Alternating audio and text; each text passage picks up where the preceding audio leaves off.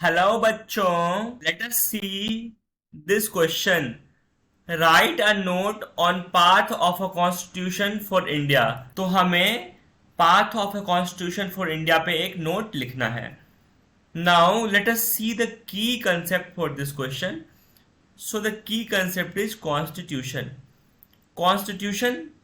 The constitution is the system of beliefs and laws by which a country, state और organisation is govern. तो constitution क्या है?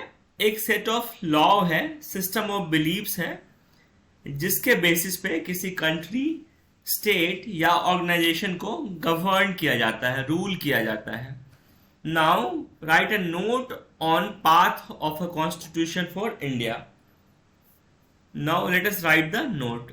इन 1928 Motilal Nehru, along with other members, drafted the first ever draft for the Constitution of India. तो 1928 में सबसे पहले क्या हुआ था? मोतीलाल नेहरू और कांग्रेस के 8 अदर मेंबर्स ने मिलकर कॉन्स्टिट्यूशन के लिए एक ड्राफ्ट बनाया था. Letter in 1931 a resolution at Karachi session of Congress was adopted on how an independent India should look like. Both the documents included universal adult franchise, right to freedom and equality. Thus, some basic laws were already accepted by all the leaders before the Constituent Assembly could meet. तो क्या हुआ? सबसे पहले 1928 में मोतीलाल नेहरू और कांग्रेस के 8 other members ने India के लिए एक ड्राफ्ट कॉन्स्टिट्यूशन प्रिपेयर किया गया था. बाद में 1931 में कांग्रेस के कराची सेशन में एक रेजोल्यूशन पास हुआ और उस रेजोल्यूशन में यह बातें लिखी थी कि इंडिपेंडेंट इंडिया का कॉन्स्टिट्यूशन किस तरीके का होगा.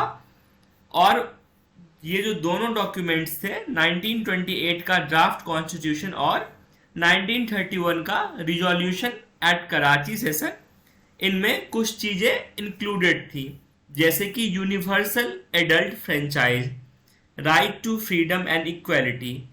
तो हम बोल सकते हैं कि कुछ बेसिक लॉज ऐसे थे जिसको हमारे लीडर्स ने पहले ही एक्सेप्ट कर लिया था, even before the constituent assembly. Government of India act 1935 divided powers between the centre and the provinces. There were 3 lists which divided the subjects under each government. Many provisions of this act was later incorporated in the constitution. तो क्या हुआ? 1935 में एक act आया था, government of India act 1935. तो इस act ने सेंटर और प्रोविंसेस के बीच जो है पावर का डिस्ट्रीब्यूशन कर दिया था. और इस पावर के डिस्ट्रीब्यूशन के लिए 3 लिस्ट बनाए गए थे. एक कौन सा था? एक था सेंट्रल लिस्ट, प्रोविंशियल लिस्ट और कंकरेंट लिस्ट. बाद में गवर्नमेंट ऑफ इंडिया 1935 के जो प्रोविजंस थे उसको कॉन्स्टिट्यूशन में भी इनकॉर्पोरेट किया गया. In December 1946 a constituent assembly was formed to draft the constitution of independent India and it disband on 25 January 1949.